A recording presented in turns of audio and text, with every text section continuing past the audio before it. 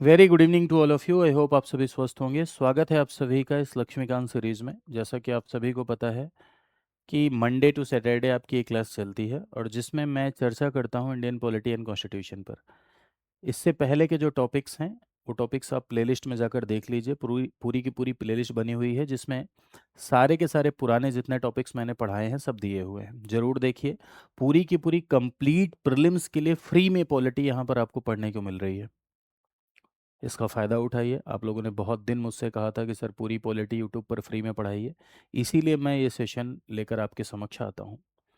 दो क्लासेस मेरी चलती हैं, एक सुबह 7 बजे चलती है 20 मिनट शो, और 20 मिनट शो में प्रैक्टिस होती है।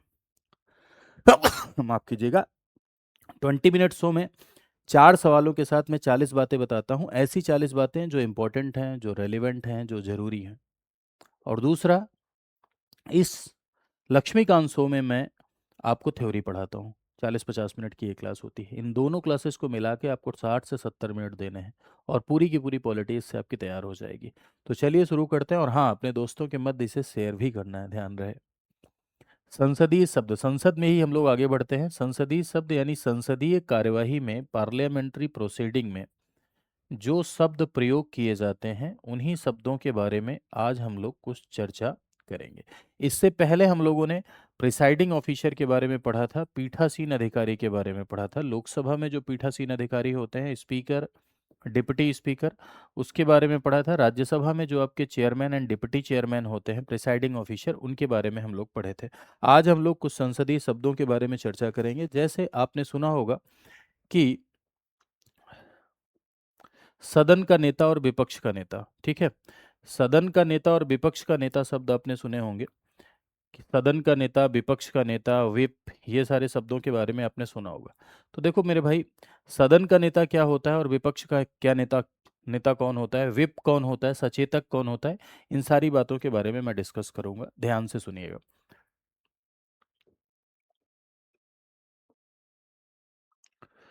देखिए, रूलिंग पार्टी की तरफ से, रूलिंग पार्टी का मतलब समझते हैं, सत्ताधारी पार्टी। सत्ताधारी पार्टी की तरफ से यानी रूलिंग पार्टी की तरफ से सदन में जो व्यक्ति रिप्रेजेंट करता है उसे हम सदन का नेता कहते हैं। सत्ताधारी पार्टी की तरफ से सदन में जो व्यक्ति रिप्रेजेंट करता है उसे हम सदन का नेता कहते हैं, यानी लीडर ऑफ द हाउस कहते हैं, रूलिंग पार्टी की तरफ से। जैसे इस समय किसकी गवर्नमेंट है?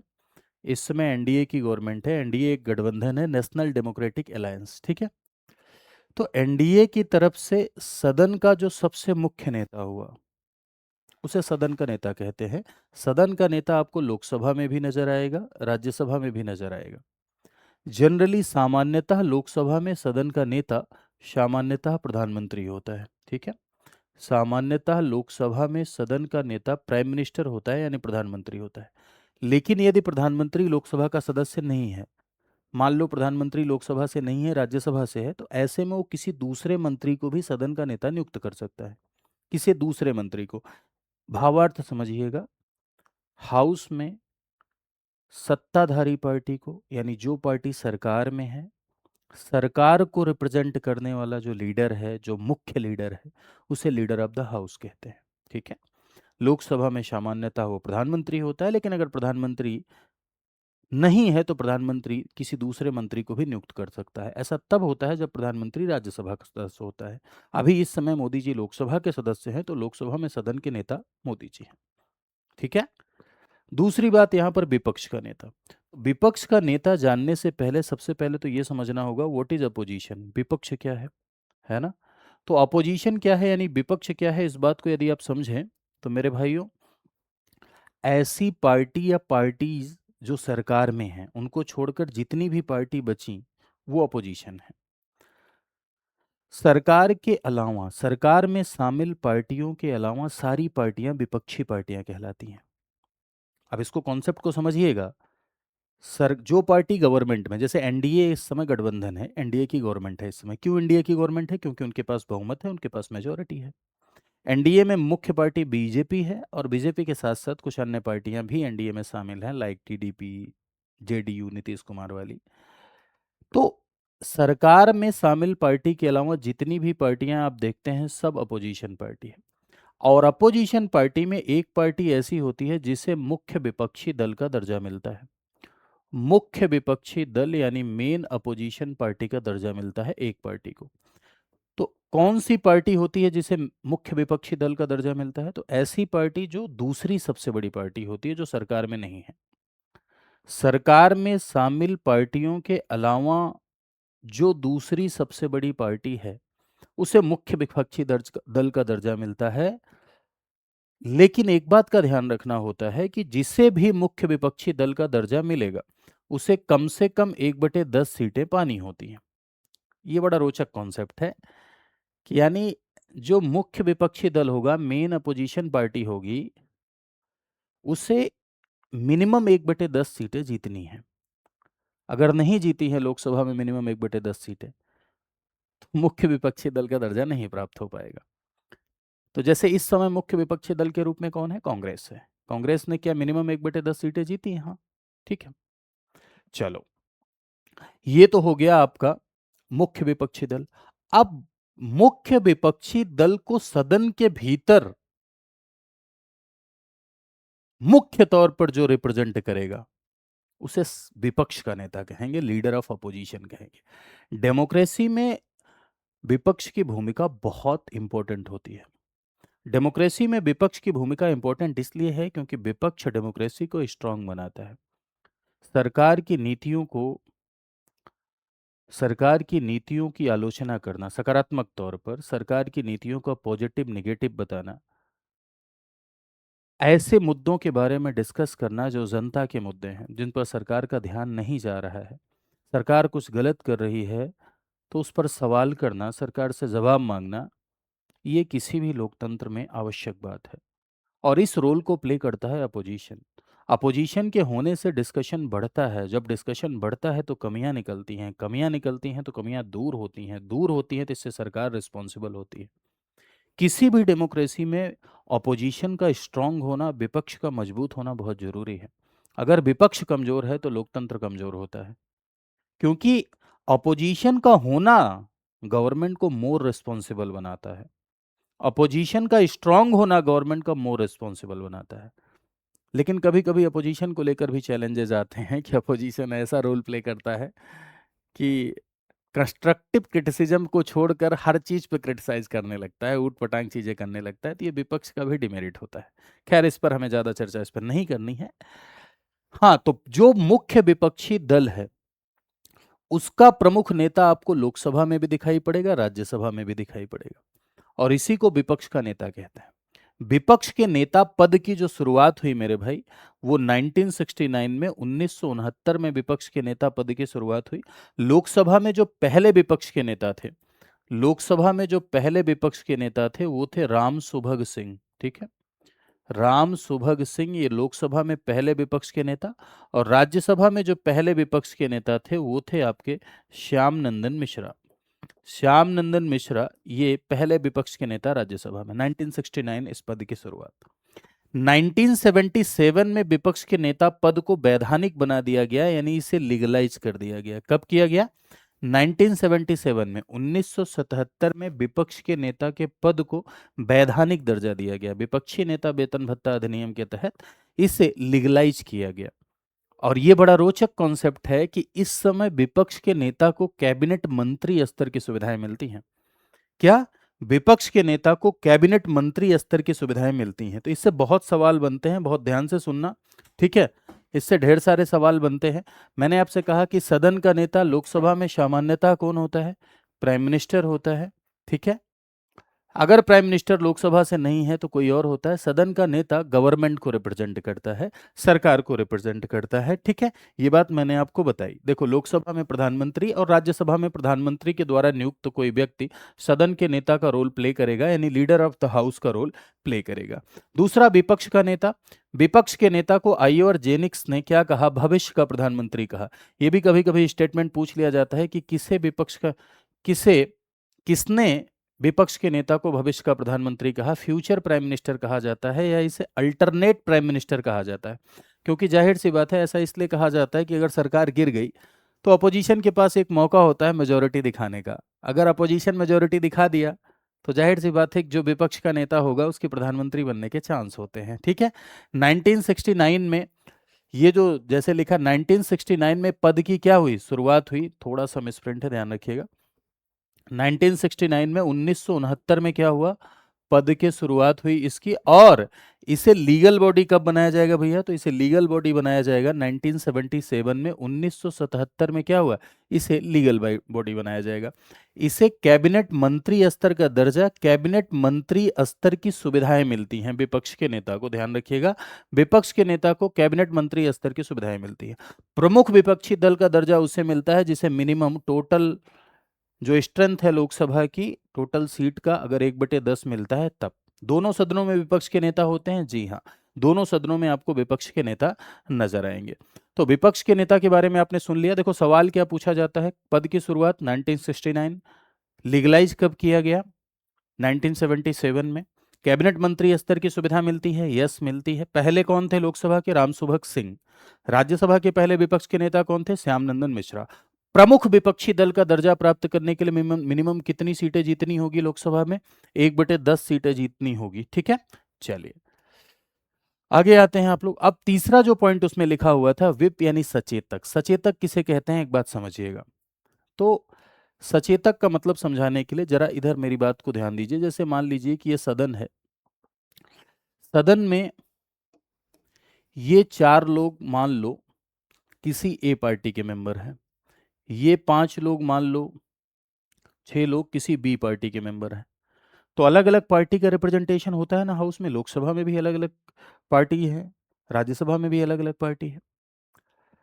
तो हर एक पार्टी का रिप्रेजेंटेशन तो नहीं, लेकिन जितनी भी पार्टियों का रिप्रेजेंटेशन लोकसभा या राज्यसभा में है, हर पार्टी अपने पार्टी इंपॉर्टेंस को बरकरार रखने के लिए, पार्टी के सदस्यों के मध्य अनुशासन मेंटेन करने के लिए, पार्टी के मेंबर्स जो लोकसभा में गए हैं उनमें अपने इंस्ट्रक्शंस को फॉलो करवाने के लिए एक सचेतक नियुक्त किया जाता है। जैसे मान लीजिए कि ये बी पार्टी के 5 लोग हैं, इन्हीं 5 लोगों में एक व्यक्ति को बी पार्टी ने सचेतक बना दिया। अब ये सचेतक क्या करेगा, ये पार्टी के इंस्ट्रक्शंस को फॉलो करवाएगा, यानी पार्टी के निर्देशों को फॉलो कराएगा। जैसे कांग्रेस ने एक व्यक्ति को सचेतक बना दिया। अब कांग्रेस ने यह कहा कि ये जो बिल आ रहा है इस बिल के पॉजिटिव में वोट करना है, तो इस सचेतक के माध्यम से इंस्ट्रक्शंस जाएगा। ठीक है, और सबसे बड़ी बात यह है कि सचेतक शब्द का उल्लेख संविधान में कहीं नहीं किया गया है। ये एक पार्लियामेंट्री कन्वेंशन है, ये एक संसदीय परंपरा है, नियमों में कोई इसका उल्लेख नहीं है। दोनों सदनों में अलग अलग पार्टी के सचेतक होते हैं, सभी राजनीतिक दलों का अपना एक विप होता है, यानी एक तरीके से कहा जाए मॉनिटर भाई, है ना। विप का मतलब हर पार्टी का अपना एक क्लास मॉनिटर, जो कि मॉनिटरिंग करेगा मेंबर्स की, जो कि मेंबर के बीच में पार्टी की आइडियोलॉजी को फॉलो कराएगा, जो पार्टी के इंस्ट्रक्शंस को फॉलो कराएगा। ठीक है, अपने दल के जो मेंबर्स हैं उनके आचरण पर क्या रखेगा, निगरानी रखेगा। ठीक, दल बदल कानून पढ़ाते समय मैंने आपको बताया था ना कि अगर विप के इंस्ट्रक्शंस के अकॉर्डिंग वोट नहीं किया गया तो दल बदल कानून के तहत सदस्य अयोग्य भी हो सकता है ना। जैसे मान लो मैं किसी पार्टी से मेंबर हूँ लोकसभा में, मेरा नाम विपुल त्रिपाठी है और मैं मेंबर हूँ, कितना अच्छा लग रहा है, वाह वाह वाह। और पार्टी ने मुझे कहा कि आप पॉजिटिव में वोट करिए इस बिल के जो आया हुआ है, और मैंने निगेटिव में कर दिया, तो इसका मतलब मैंने पार्टी के खिलाफ मतदान किया। ऐसे में मैं दल बदल कानून के तहत, एंटी डिफेक्शन लॉ के तहत डिस्क्वालीफाई हो सकता हूँ, यानी अयोग्य ठहराया जा सकता हूँ। क्लियर बात, चलिए। तो ये आप समझ गए कि सचेतक क्या होता है, विप क्या होता है, ये भी आप समझ गए। चलिए अब संसद के सत्र की बात कर लेते हैं। संसद का सत्र किसे कहते हैं, तो भाई देखो, संसद की बैठक शुरू हुई, मीटिंग स्टार्ट हुई, मीटिंग एंड हुई। ठीक, मीटिंग स्टार्ट हुई, बैठक शुरू हुई, बैठक समाप्त हुई, उसके बीच का जो ये टाइम है इसी को हम सेशन के नाम से जानते हैं, इसी को हम सत्र के नाम से जानते हैं। ठीक है, जनरली आप देखेंगे कि भारत देश में 3 तरह के सत्र आपको नजर आएंगे, VMW। वी से आपका होता है क्या, जिसे आप बजट सेशन के नाम से जानते हैं। एम से इसे आप मानसून सेशन के नाम से जानते हैं। डब्ल्यू से आप इसे विंटर सेशन के नाम से जानते हैं। बजट सत्र, मानसून सत्र, बजट सत्र, मानसून सत्र और अगला आपका शीतकालीन सत्र। कैसा सत्र? शीतकालीन सत्र। बजट आपका चलता है फेब से लेके मई तक, सबसे बड़ा सत्र जो होता है वो बजट सेशन होता है। मानसून आपका चलता है जुलाई से लेके सितंबर तक, ठीक है, जुलाई से लेकर सितंबर तक। और विंटर सेशन आपका चलता है नवंबर टू लेकर दिसंबर तक, आपका विंटर सेशन चलता है, ठीक है। सबसे छोटा सत्र आपका शीतकालीन सत्र यानी विंटर सेशन होता है, और सबसे बड़ा सत्र आपका बजट सेशन होता है। और साल भर में मेरे भाई दो सत्रों का आना कंपलसरी होता है, साल भर में दो सेशन का आना जरूरी है। तो सत्र को बुलाना यानी सत्र को कॉल करना, ये सत्र को बुलाता कौन है? राष्ट्रपति बुलाता है। तो सत्र को बुलाने को हम समन करना कहते हैं यानी आहूत करना कहते हैं। जब संसद के सत्र को बुलाया जाता है तो उसे आहूत करना यानी शमन करना कहते हैं। और ये कौन करता है? ये प्रेसिडेंट करता है यानी ये राष्ट्रपति करता है। कौन करता है? प्रेसिडेंट यानी कि राष्ट्रपति करता है। संसद के सत्र को बुलाने का काम राष्ट्रपति का है, प्रेसिडेंट का है। और इस टर्मिनोलॉजी को समन कहते हैं, ठीक है। दो सत्रों के बीच में अधिकतम गैप 6 महीने से ज्यादा का नहीं हो सकता है। अधिकतम जो गैप है वो 6 महीने का ही होगा। जनरली आप देखते हैं कि 3 सेशन आते हैं, जनरली 3 सत्र आते हैं, 3 सेशन जनरली आते हैं एक साल में। लेकिन दो सत्रों के बीच में 6 महीने का गैप नहीं होना चाहिए। इसीलिए देखो कभी कभी इस तरह का प्रश्न आ जाता है कि साल भर में कितने सत्र आने जरूरी हैं। तो साल भर में दो सेशन आने जरूरी होते हैं, यानी साल भर में दो सत्र आने क्या होते हैं? जरूरी होते हैं।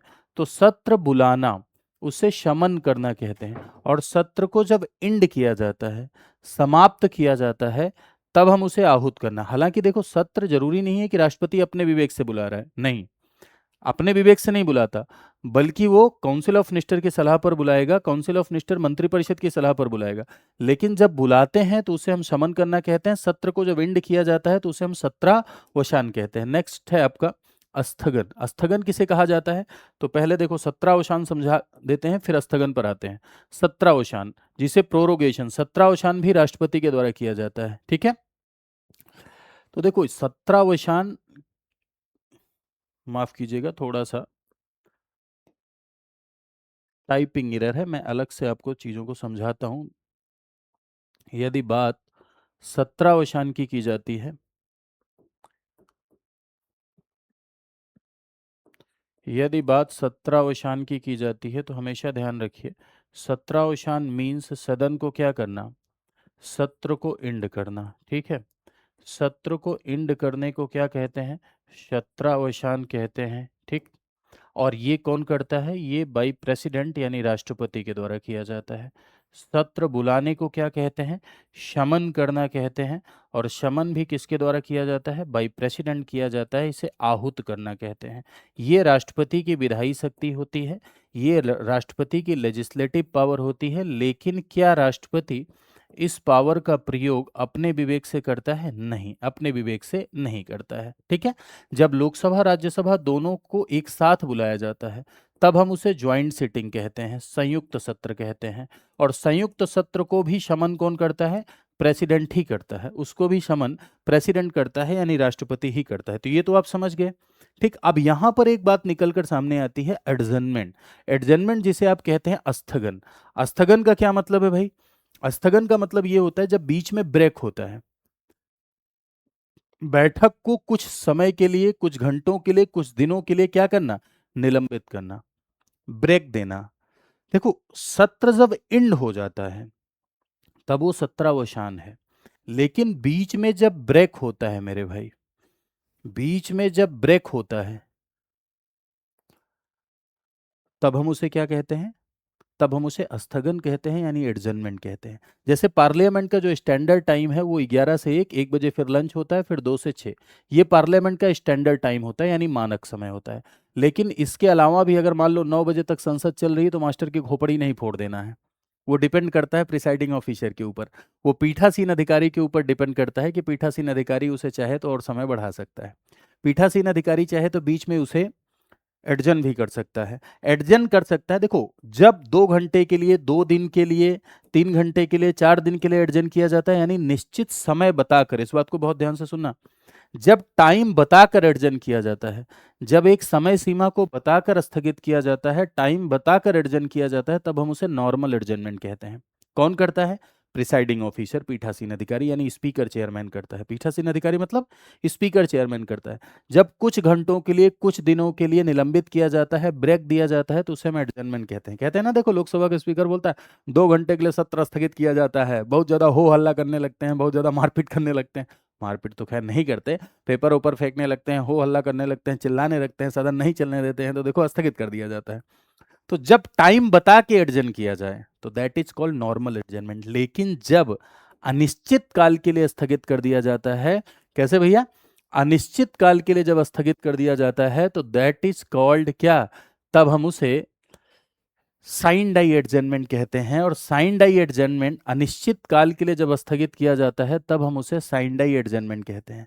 साइन डाई एडजर्नमेंट का मतलब ये है, स्थगन ही है ये, लेकिन बिना समय बताए अनिश्चित काल के लिए जब स्थगित किया जाता है, कौन से काल के लिए, अनिश्चित काल के लिए स्थगित किया जाता है, तो this is your sine die adjournment. ठीक है, बिना टाइम बताए। ठीक है, the house was adjourn without specifying the date of its summoning, without specifying the date of, time of, कितने समय के लिए किया गया है। ठीक है, टाइम ऑफ एडजर्नमेंट, टाइम बिना बताए हुए जब एडजर्न किया जाता है तब हम उसे क्या कहते हैं, तब हम उसे साइन डाई एडजर्नमेंट कहते हैं। ठीक है, अनिश्चित काल के लिए स्थगन। राइट, चलिए आगे आते हैं हम लोग। तो ये 3 टर्मिनोलॉजी आपने देखा। सेशन क्या है ये आप समझ गए, मीटिंग शुरू हुई फिर समाप्त हुई, उसके बीच का सेशन, उसके बीच का टाइम सेशन है। इसे बुलाना, समन करना प्रेसिडेंट करेगा, एंड करना, प्रोरोग करना प्रेसिडेंट करेगा, एडजर्न प्रिसाइडिंग ऑफिसर के द्वारा किया जाता है। लेकिन जब अनिश्चित काल के लिए किया जाता है तो उसे हम साइन डाई एडजर्नमेंट कहते हैं। अब जनरली होता क्या है कि कभी कभी लोग ऐसा कहते हैं कि जब साइन डाई होता है तो सत्र वापस ले लिया जाता है। जनरली ये देखने को मिलता है, जरूरी नहीं है ऐसा हो जाए। ठीक है, कभी कभी ऐसा स्टेटमेंट लिखा रहता है सवाल में कि साइन डाई होने पर प्रोरोग कर लिया जाता है, यानी साइन डाई होने पर आवश्यक रूप से सत्रावसान होता है। नहीं, ऐसा नहीं है, हो सकता है, जनरली ऐसा देखने को मिलता है कि जब साइन डाई होता है तो सत्र वापस ले लिया जाता है, लेकिन ऐसा जरूरी नहीं है कि ऐसा कर ही दिया जाए। ठीक है, और साइन डाई एडजर्नमेंट भी किसके द्वारा किया जाएगा, प्रिसाइडिंग ऑफिसर के द्वारा किया जाएगा, यानी पीठासीन अधिकारी के द्वारा किया जाएगा। अगली जो आपकी टर्मिनोलॉजी है वो है आपका विघटन यानी कि डेजोल्यूशन।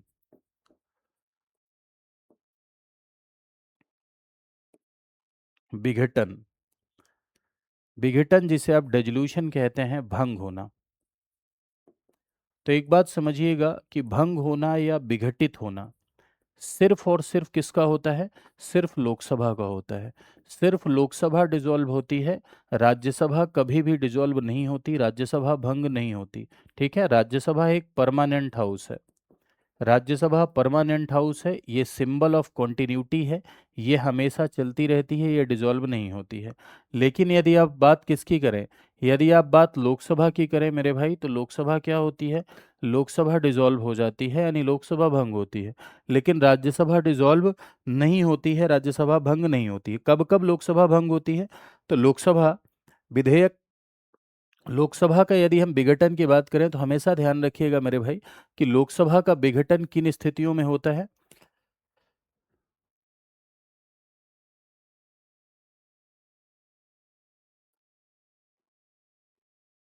आप लोग कह रहे हैं कि ये क्या कर रहे हैं, जादू है, देखो तुम लोग भी। समझाने के लिए इसे हटाना पड़ रहा है, नहीं तो कंफ्यूज हो जाओगे। लोकसभा का विघटन होता है, यस, लोकसभा का विघटन होता है, लेकिन राज्यसभा डिसॉल्व नहीं होती। राज्यसभा डिसॉल्व नहीं होती यानी राज्यसभा का विघटन नहीं होता।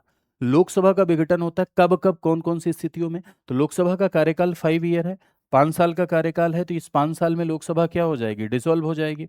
5 साल में लोकसभा डिसॉल्व हो जाएगी। ठीक, दूसरा, बीच में भी लोकसभा भंग हो सकती है। बीच में कैसे लोकसभा भंग हो सकती है, 2 तरीके हैं। पहला, कि अगर मेजोरिटी लैप्स हो जाए, क्योंकि सरकार तभी चलती है जब लोकसभा में बहुमत है। अगर लोकसभा में बहुमत चला जाए तो ये कोशिश की जाएगी कोई दूसरी पार्टी मेजोरिटी दिखा ले, कोई दूसरी पार्टी बहुमत दिखा ले। लेकिन अगर कोई भी दल बहुमत ना दिखा सका, कोई भी पार्टी अगर बहुमत नहीं दिखा सकी, तो ऐसे में लोकसभा डिसॉल्व की जाएगी राष्ट्रपति के द्वारा। दूसरा, तीसरा, बीच में मिड टर्म इलेक्शन कराने के लिए यदि काउंसिल ऑफ मिनिस्टर राष्ट्रपति को सलाह दे, यानी यदि मंत्रिपरिषद राष्ट्रपति को सलाह दे कि हमें मिड टर्म इलेक्शन कराना है, यदि मंत्रिपरिषद हमें राष्ट्रपति को सलाह दे कि हमें मध्यावधि चुनाव कराना है, मिड टर्म इलेक्शन कराना है, ठीक है, तो ऐसी स्थिति में भी लोकसभा डिसॉल्व की जा सकती है, ऐसी स्थिति में भी लोकसभा भंग की जा सकती है। ध्यान रखिएगा, लोकसभा भंग होती है कार्यकाल समाप्त होने पर। दूसरा, यदि बीच में मंत्रिपरिषद राष्ट्रपति को सलाह दे कि भाई लोकसभा भंग कर दीजिए, तब भंग की जा सकती है। तीसरी स्थिति है मेजोरिटी लैप्स, यानी बहुमत चले जाने पर लोकसभा भंग की जा सकती है। कौन भंग करता है? राष्ट्रपति भंग करता है, लेकिन राज्यसभा डिसॉल्व नहीं होती है। राज्यसभा परमानेंट हाउस है। अब सवाल ये उठता है कि अगर मान लीजिए लोकसभा भंग हो गई, ठीक है, लोकसभा डिसॉल्व हो गई, तब क्या प्रभाव पड़ेगा? और सत्रावसान होता है तब क्या प्रभाव पड़ेगा? दोनों चीजें समझिएगा। जैसे सेशन जब एंड होता है, सेशन जब क्या होता है? एंड होता है, यानी सेशन जब समाप्त होता है, ठीक, सेशन समाप्त होता है, यानी सेशन जब एंड होता है तो उसे हम क्या कहते हैं? उसे हम सत्रावसान कहते हैं।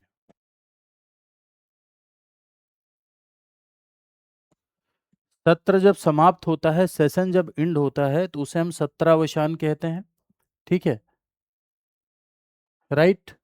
अब यहां एक बात समझनी है आपको, सत्रावसान किसे कहते हैं? सेशन एंड होने को। सत्रावसान जब होता है तो क्या विधेयक पर कोई फर्क पड़ता है?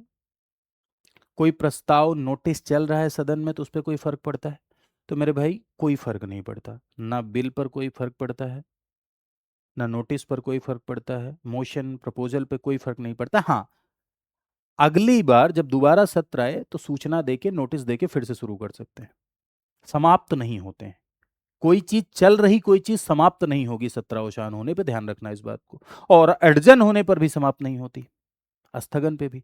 अब सवाल उठता है कि डेजोल्यूशन जब होता है, यानी जब विघटन होता है, तो ऐसे में क्या विधेयक पर कोई प्रभाव पड़ता है? विघटन होने पर क्या विधेयकों पर कोई प्रभाव पड़ता है? सवाल ये है, विघटन होने पर क्या विधेयकों पर कोई प्रभाव पड़ता है? तो यही बात यहां पर लिखी हुई थी जो मैंने यहां पर हटाई, कि जब विघटन है, डिसॉल्व है, इतना ही सब समझिएगा, कि जब डिसॉल्व हो रहा है तो डिसॉल्व होने पर भाई विधेयकों का भविष्य क्या है, यानी बिल का फ्यूचर क्या है डिसॉल्व होने पर? बिल का क्या भविष्य है? तो लोकसभा में लंबित विधेयक समाप्त हो जाते हैं, यानी कोई ऐसा बिल जो लोकसभा में पेंडिंग है वो समाप्त हो जाएगा। लोकसभा के द्वारा पास है और राज्यसभा में पेंडिंग है, समाप्त हो जाएगा। यानी अगर डिसोल्यूशन होता है तो चल रहे सारे कार्य, चाहे वो नोटिस हो, चाहे वो प्रस्ताव हो, चाहे वो मोशन हो, सब समाप्त हो जाते हैं। कोई बिल अगर लोकसभा में पास हो गया है, राज्यसभा में पेंडिंग है, वो भी समाप्त हो जाएगा। कोई बिल अगर लोकसभा में पेंडिंग है, वो भी समाप्त हो जाएगा। कोई काम अगर लोकसभा में चल रहा है, वो भी समाप्त हो जाएगा।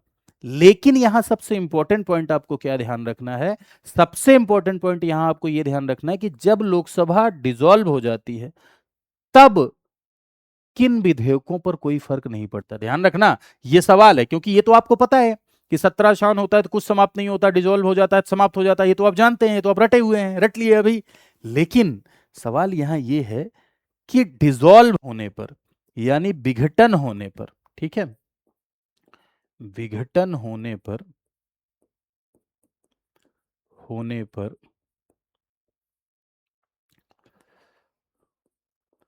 कौन से विधेयक हैं, कौन से विधेयक हैं जिस पर प्रभाव नहीं पड़ेगा? लोकसभा की बात हो रही है ना? लोकसभा यदि डिसॉल्व होती है तो कौन से ऐसे बिल हैं जिस पर कोई भी इफेक्ट नहीं पड़ेगा, यानी कौन से ऐसे विधेयक हैं जिस पर कोई भी प्रभाव नहीं पड़ेगा? तो ये बात देखिए जरा सा, कि वो विधेयक समाप्त नहीं होंगे जिन पर ज्वाइंट सिटिंग कॉल कर ली गई है। ज्वाइंट सिटिंग कॉल कर ली गई है, bills that do not trespass, sorry, do not lapse when joint sitting is called, ठीक है, ऐसे बिल लैप्स नहीं होंगे जिन पर ज्वाइंट सिटिंग बुला ली गई है।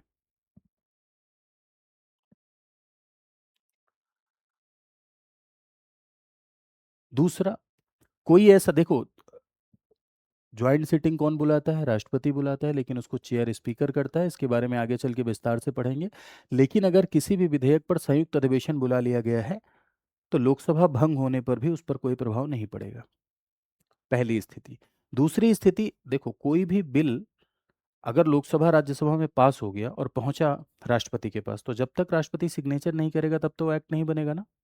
हाँ, तो कोई विधेयक प्रेसिडेंट के पास पेंडिंग है, प्रेसिडेंट का असेंट नहीं मिला है, यानी राष्ट्रपति की स्वीकृति नहीं मिली है, bill pending for presidential assent, यानी कोई भी विधेयक राष्ट्रपति की सहमति के लिए पेंडिंग है, तो उस पर भी कोई प्रभाव नहीं पड़ेगा। दूसरी बात, प्रेसिडेंट का वीटो मैंने आपको पढ़ाया था, और मैंने कहा था कि ऑर्डिनरी बिल को प्रेसिडेंट पुनर्विचार के लिए भेज सकता है, यानी साधारण विधेयक को प्रेसिडेंट रिकंसिडरेशन के लिए भेज सकता है सदन को। तो अगर किसी बिल को प्रेसिडेंट ने रिकंसिडरेशन के लिए भेजा है, पुनर्विचार के लिए भेजा है ना, bill is return by president for the reconsideration, तब उस पर भी कोई फर्क नहीं पड़ेगा। सबसे पहला क्या है?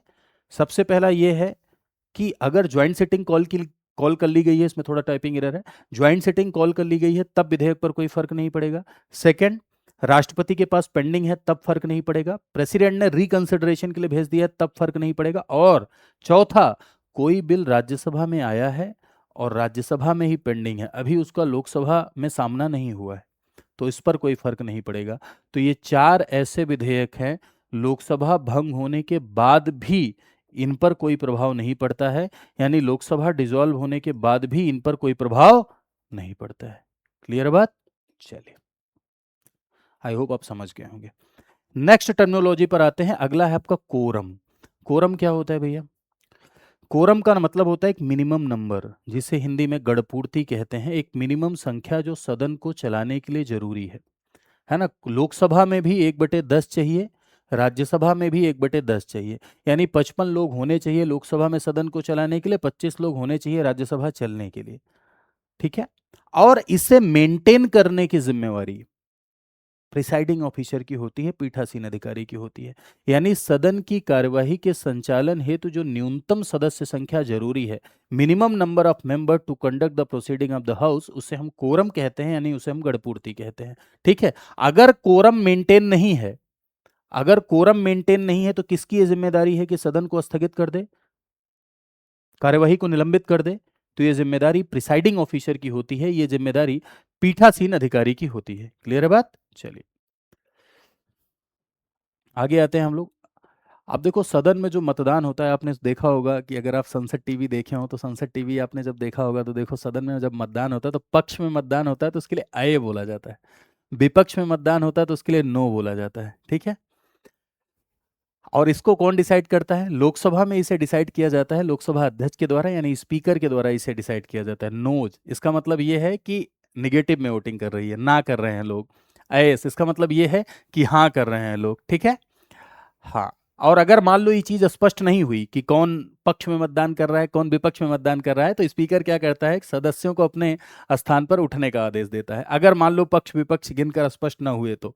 ठीक। और अगर मान लो बराबर हो गया तो, बराबर हो गया तो स्पीकर के पास ही कास्टिंग वोट की पावर होती है, यानी स्पीकर के पास ही निर्णायक मत की शक्ति होती है। स्पीकर के पास ही कास्टिंग वोट यानी निर्णायक मत की शक्ति ही स्पीकर के पास होती है। क्लियर बात? चलिए, ये आप समझ गए। अब कुछ और टर्मिनोलॉजी है, उसके बारे में भी डिस्कस करते हैं। ये संसदीय शब्द हैं जो संसद की कार्यवाही में उपयोग होते हैं, इससे रिलेटेड सवाल बहुत बनता है, ये मत सोचिएगा इससे रिलेटेड सवाल नहीं बनता है। तो जैसे आपने एक टर्म सुना होगा, क्वेश्चन आर। क्वेश्चन आर जिसे आप प्रश्नकाल के नाम से जानते हैं, क्वेश्चन आर प्रश्नकाल के नाम से जानते हैं, इसे आपने सुना होगा। दूसरा मेरे भाई, जीरो आवर,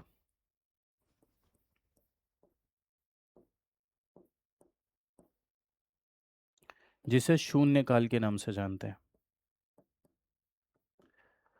प्रश्नकाल, जब संसदीय कार्यवाही शुरू होती है तो संसद का जो पहला घंटा है, संसद का पहला घंटा यानी first hour of the parliament, संसद का जो पहला घंटा है उसे हम क्वेश्चन आवर के नाम से जानते हैं। इसकी चर्चा संसदीय नियम में की गई है, प्रक्रिया नियम में भी इसकी चर्चा की गई है ना। जैसे विप आपने पढ़ा था, विप की चर्चा कहीं नहीं है, ना कॉन्स्टिट्यूशन में, ना नियम में, ना प्रक्रिया में, लेकिन क्वेश्चन आर की चर्चा की गई है। यहाँ आप देखेंगे कि 3 तरह के प्रश्न पूछे जाते हैं। एक होते हैं स्टार्ट क्वेश्चन यानी तारांकित प्रश्न, ठीक। एक होते हैं अनस्टार्ट क्वेश्चन जिसे आप कहते हैं अतारांकित प्रश्न, अतारांकित प्रश्न, अनस्टार्ट क्वेश्चन। और दूसरे होते हैं जिसे हम कहते हैं अल्प सूचना प्रश्न यानी short notice question, short notice question, this is your अल्प सूचना प्रश्न, ठीक है। तारांकित प्रश्न हो गया आपका, अतारांकित प्रश्न हो गया, और अल्प सूचना प्रश्न यानी शॉर्ट नोटिस क्वेश्चन हो गया। तारांकित प्रश्न ऐसे प्रश्न होते हैं जिसका मौखिक में उत्तर दिया जाता है। जैसे आपने मंत्री जी से कुछ पूछा, सदस्य ने कुछ पूछा, आप खैर सदस्यों की बात मैं कर रहा हूँ। सदस्य ने मंत्री जी से पूछा कि ये बताइए नई कितनी ट्रेन चलवानी है आपको। रेलवे मिनिस्टर ने बताया कि अभी देखो 10 और चलानी है, 10 ट्रेन और चलानी है। तो उन्होंने कहा कि भाई 10 कहाँ चला रहे हो, 20 की ज़रूरत है। तो जिसका ऐसे प्रश्न जिसमें मौखिक उत्तर दिया जाता है, जिसमें मौखिक रूप से उत्तर दिया जाता है और उसमें आप क्रॉस क्वेश्चन भी कर सकते हैं। क्रॉस क्वेश्चन का मतलब जिसे सप्लीमेंट्री क्वेश्चन कहते हैं, या पूरक प्रश्न भी कह सकते हैं। मतलब क्रॉस करना, जैसे मंत्री जी ने जवाब दिया फिर आपने उसका क्रॉस किया, तो उसे हम पूरक प्रश्न कहते हैं। तो तारांकित प्रश्न ऐसे प्रश्न होते हैं जिनका मौखिक रूप से उत्तर दिया जाता है और उसमें क्रॉस क्वेश्चन भी कर सकते हैं। अतारांकित प्रश्न ऐसे होते हैं जो जिनका आंसर रिटर्न में दिया जाता है, और रिटर्न में आपने कुछ पूछा और आपको रिटर्न में आंसर मिल गया, उसके बाद आप कोई भी क्रॉस क्वेश्चन नहीं कर सकते हैं, ठीक है। अल्प सूचना प्रश्न ऐसे होते हैं जो शॉर्ट नोटिस देके प्रश्न पूछे जाते हैं, शॉर्ट नोटिस देके जो प्रश्न पूछे जाते हैं उन्हें हम अल्प सूचना प्रश्न कहते हैं। जो शॉर्ट नोटिस देके प्रश्न पूछे जाते हैं उन्हें हम अल्प सूचना प्रश्न कहते हैं, यानी शॉर्ट नोटिस क्वेश्चन कहते हैं। शॉर्ट नोटिस क्वेश्चन ऐसे क्वेश्चंस हैं जो स्टार्ट क्वेश्चन की तरह ही होते हैं, यानी तारांकित प्रश्न की तरह ही होते हैं, ठीक है। तो इनका जो पहला घंटा, जनरली आप 11 से 12 वाला जो समय है उसी को आप देखेंगे, प्रश्नकाल होता है। और प्रश्नकाल के जस्ट बाद जो समय शुरू होता है, लंच से पहले और प्रश्नकाल के बाद, आफ्टर क्वेश्चन आवर, ठीक है, क्वेश्चन आर के जस्ट बाद यानी प्रश्नकाल के जस्ट बाद का जो समय शुरू होता है उसी को हम शून्यकाल के नाम से जानते हैं, उसी को हम 0 आवर के नाम से जानते हैं, ठीक है। प्रश्न काल के जस्ट बाद जो समय शुरू होता है उसी को हम शून्य काल कहते हैं, यानी उसी को हम 0 आवर के नाम से जानते हैं। 0 आवर हमारे भारत देश में ऐसे हुआ कि जैसे मान लो कि मैं ऑफलाइन क्लास ले रहा हूँ, मेरी क्लास समाप्त हो गई, उससे बाद भी आप प्रश्न पूछ रहे हैं। लोग सीढ़ियों पे भी प्रश्न पूछते हैं, बाहर निकल के ऑफिस में प्रश्न पूछते हैं, कुछ लोग तो मोमो की दुकान पे भी प्रश्न पूछ लेते हैं। बिल्कुल आपको पूछना चाहिए। वैसे ही क्या हुआ कि प्रश्नकाल के बाद लोग, कोई पब्लिक इंपॉर्टेंस का मुद्दा होता है, लोक महत्व का मुद्दा होता है, जनहित का मुद्दा होता है, तो सदस्यों के द्वारा उठाया जाता है, मेंबर्स के द्वारा वो मुद्दा उठाया जाता है, मेंबर वो प्रश्न उठाते हैं।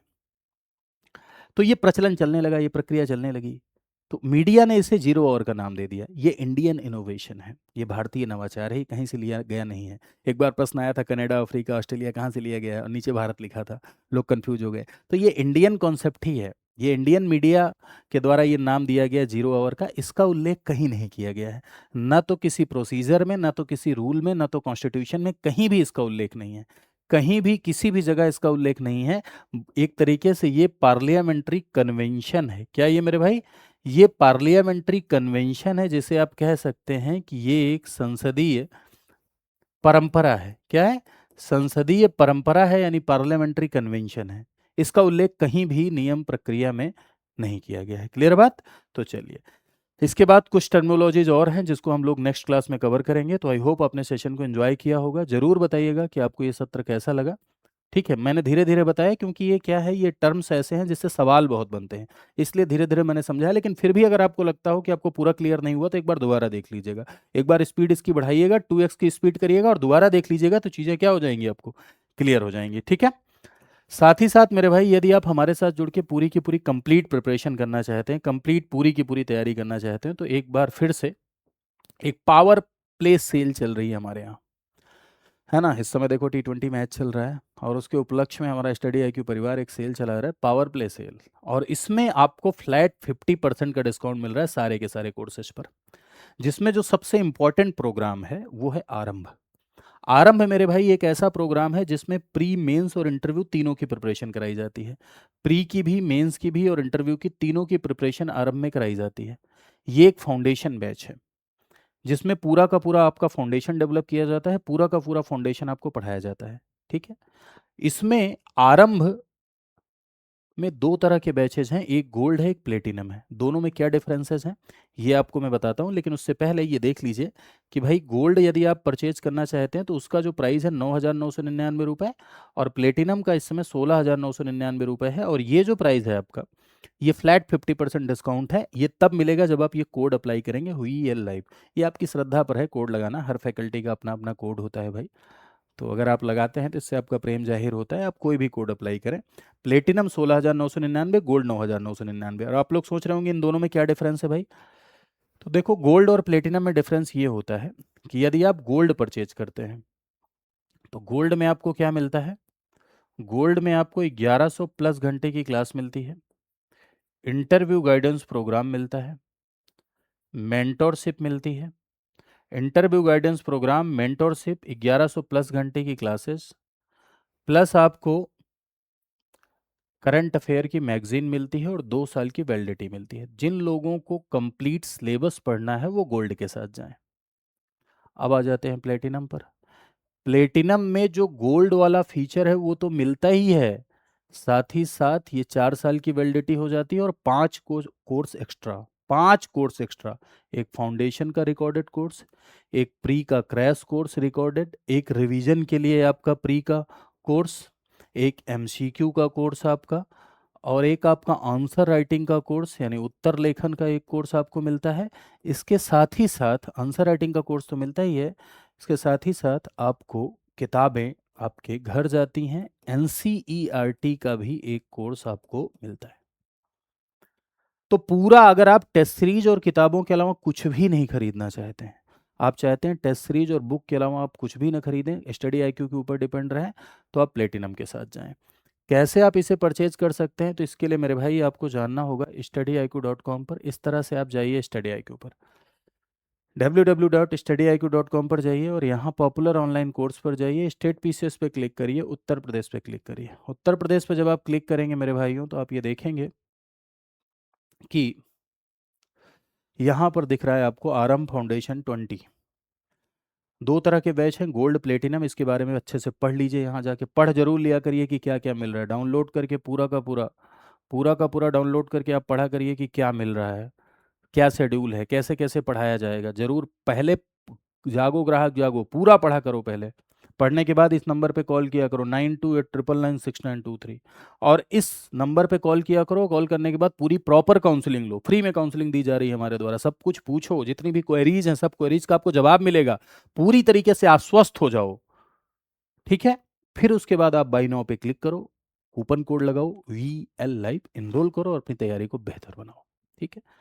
कंपेरिजन टू अदर कोचिंग्स यहाँ पर आपको फीस थोड़ी ज़्यादा नज़र आ रही होगी। उसके पीछे का रीज़न ये है कि यहाँ क्वालिटी ज़्यादा है, एक्स्ट्रा मटेरियल प्रोवाइड किया जा रहा है, 5 एक्स्ट्रा कोर्स आपको प्रोवाइड किया जा रहा है, और मेंस अप्रोच की चीज़ें यहाँ पढ़ाई जाती हैं। बाकी जगह आप जहाँ 2,000-3,000 रुपये में आप कोर्स परचेज करते हैं, वहाँ सिर्फ प्री का कंटेंट पढ़ा के निकल लिया जाता है। फैक्ट, पतर का राष्ट्रपति, मोटका राष्ट्रपति, यही कह के निकल लिया जाता है। यहाँ आपको कंप्लीट मेंस पढ़ाया जाता है, पूरी की पूरी रिलेवेंसी के साथ पढ़ाया जाता है। जो एग्ज़ाम की डिमांड है उस एग्ज़ाम की डिमांड को यहाँ फुलफिल किया जाता है, ठीक है। तो चलिए आज के लिए इतना ही, बाकी इसके आगे की कहानी को हम कल कंटिन्यू करेंगे। Thank you so much to all of you. खूब खुश रहिए, खूब स्वस्थ रहिए, खूब आगे बढ़िए, जीवन में प्रगति करिए, उन्नति करिए। नमस्कार।